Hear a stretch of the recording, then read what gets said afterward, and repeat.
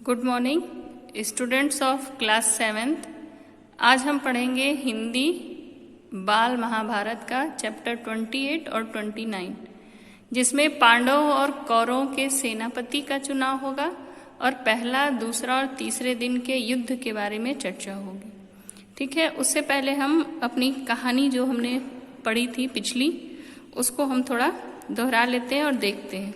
ठीक है, देखिए हमने पढ़ा था कि पांडवों का 12 वर्ष का वनवास तथा 1 वर्ष का अज्ञातवास जो था वह समाप्त हो जाता है। शर्त के अनुसार कौरवों को सर्वसम्मति मतलब सभी के आज्ञा के सम्मति के अनुसार क्या करना था, पांडवों को आधा राज्यपाट देना था, परंतु दुर्योधन इस पक्ष में बिल्कुल न था। तब पांडवों का दूत बनकर श्री कृष्ण कौरवों के पास जाते हैं। ठीक है, सभा में वह कहते हैं कि हे भीष्म पितामह, राजा धृतराष्ट्र, गुरु द्रोणाचार्य तथा सभी सम्मानित बड़ों को प्रणाम। मैं पांडवों का दूत बनकर आपके समक्ष प्रस्तुत हुआ हूं, मतलब आया हूं। पांडव अपना आधा राज्यपाट चाहते हैं। यह बात सुनते ही दुर्योधन आग बबूला हो जाता है। क्रोध की उसकी सीमा ही नहीं रहती है। वह बोलता है, हस्तिनापुर का आधा भाग, कुछ गांव, हस्तिनापुर का आधा भाग, कुछ गांव तो छोड़ो, मैं पांडवों को सुई की नोक रखने भर जगह नहीं दूंगा। ठीक है, दोनों कथाओं में देखिए कितना अंतर है। आपने 6 में पढ़ा था कि भरत को राजगद्दी देने के लिए श्री रामचंद्र वनवास चले जाते हैं सारा राजपाट छोड़कर, और यहाँ पर दूसरा भाई है दुर्योधन, जो जिसका है हक हिस्सा वो भी नहीं दे रहा है, बल्कि कह रहा है कि सुई की नोक भर जमीन भी नहीं दूंगा। ठीक है, आगे देखते हैं। जब सारी युक्ति विफल हो जाती है तब दुर्योधन बोलता है, यदि पांडवों में क्षमता है और साहस है तो वो युद्ध करके अपना हिस्सा ले लें। अंततः युद्ध न चाहते हुए भी पांडवों को युद्ध के लिए तैयार होना पड़ा।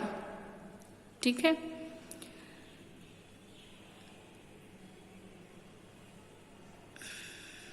पांडवों को युद्ध के लिए तैयार होना पड़ा। क्यों?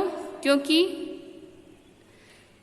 युद्ध के बिना दूसरा कोई चारा ही नहीं छोड़ा था कौरवों ने, और पांडव भली भांति जानते थे कि युद्ध में केवल और केवल क्या होता है, सर्वनाश होता है। ठीक है, लेकिन फिर भी आगे हम देखते हैं। ठीक है, कुरुक्षेत्र में युद्ध की तैयारी शुरू हो जाती है। ठीक है, कुरुक्षेत्र वह मैदान है जहाँ पर महाभारत का यह विकराल और भयानक युद्ध हुआ था।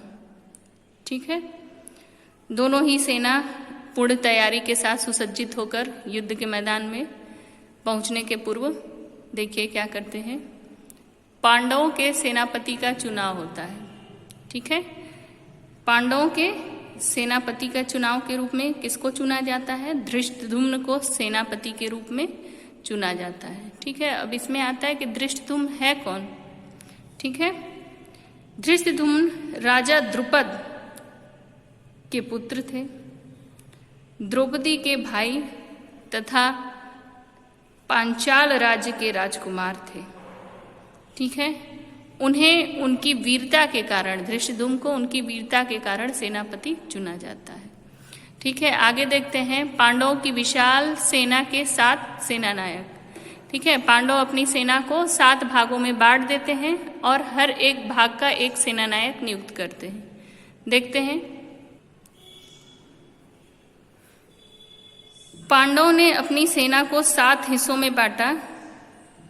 7 भागों में एक का द्रुपद को सेनानायक बनाया, वहां का विराट को, राजा विराट जो थे, धृष्टद्युम्न को, शिखंडी को, सात्विकी को, चेतकान को, भीमसेन को, इसी प्रकार से 7 महारथी इन दलों के नायक बने। 7। ठीक है, कौरवों के सेनापति का चुनाव। अब कौरवों के सेनापति का चुनाव होता है। उधर कौरवों के सेना के सेनापति के रूप में भीष्म पितामह को चुना गया।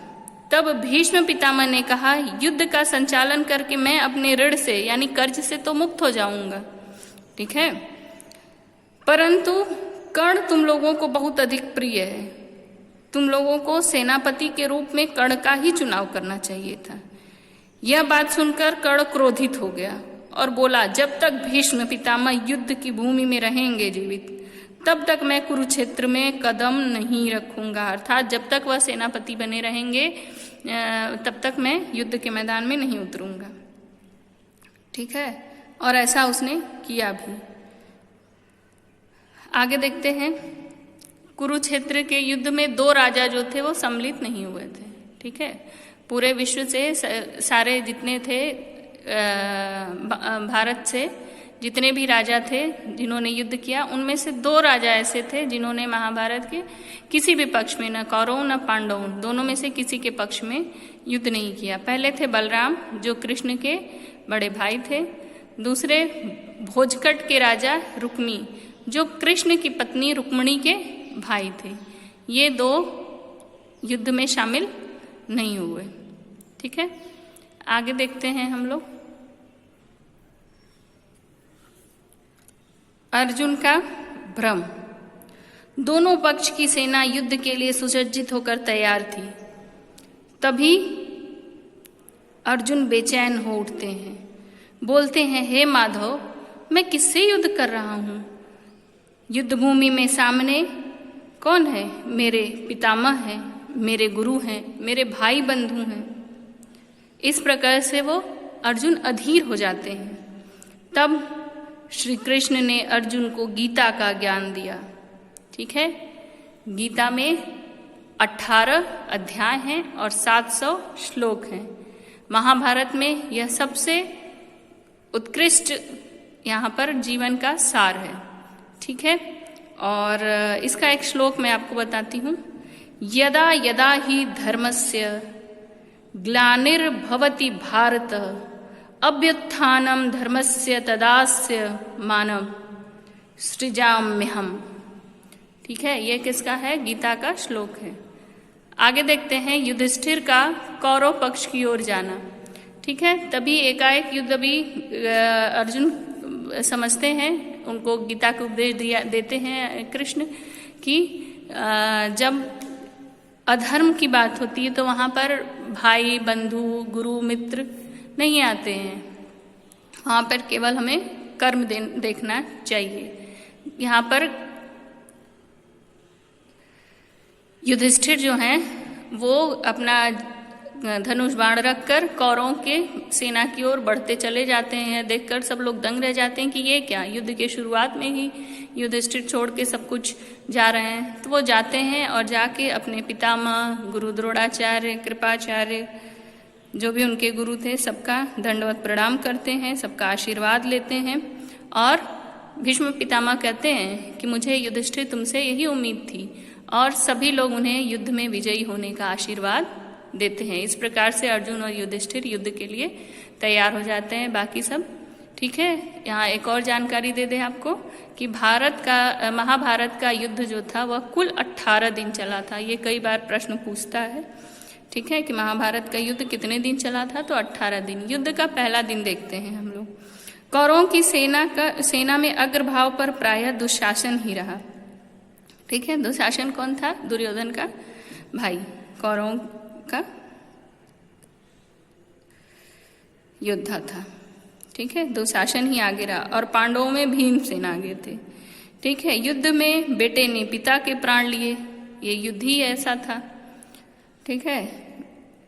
भांजे ने मामा का वध किया।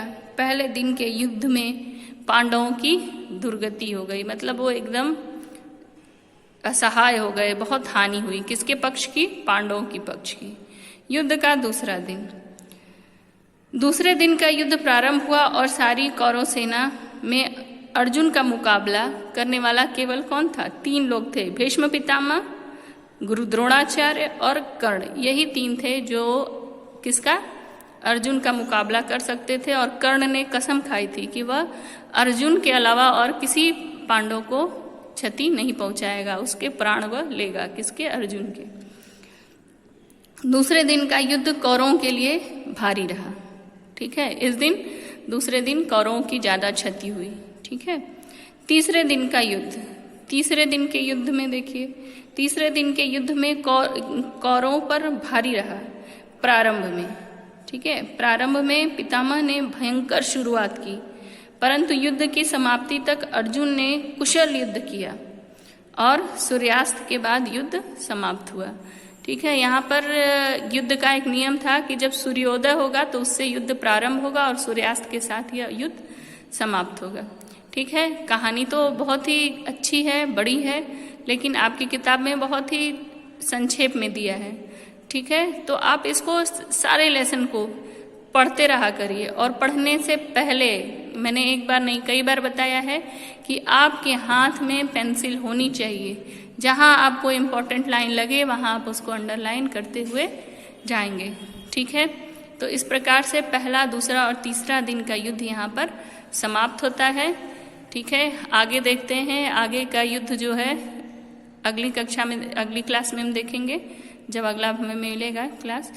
तो है क्या कि ये सब दिन जो है आगे बड़े बड़े योद्धा मारे जाते हैं, आगे का बहुत ही भयानक युद्ध होने वाला है।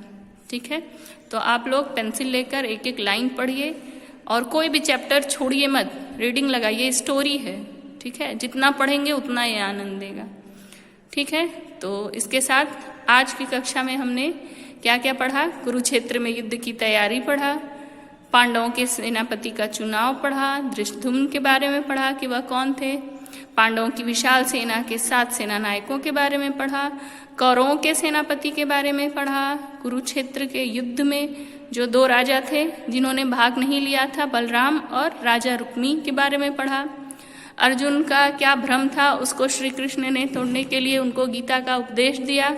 ठीक है, गीता के उपदेश में, गीता में कितने अध्याय हैं, 18 अध्याय और 700 श्लोक है। युधिष्ठिर का कौरव पक्ष की ओर जाना क्यों गए थे वो यह पढ़ा। महाभारत के युद्ध कुल कितने दिन चला था, 18 दिन चला था। युद्ध का पहला, दूसरा और तीसरा दिन पढ़ा हमने, और प्रारंभ युद्ध का होता था सूर्योदय से और समाप्त होता था सूर्यास्त। यहीं पर यह पाठ हम समाप्त करते हैं। धन्यवाद।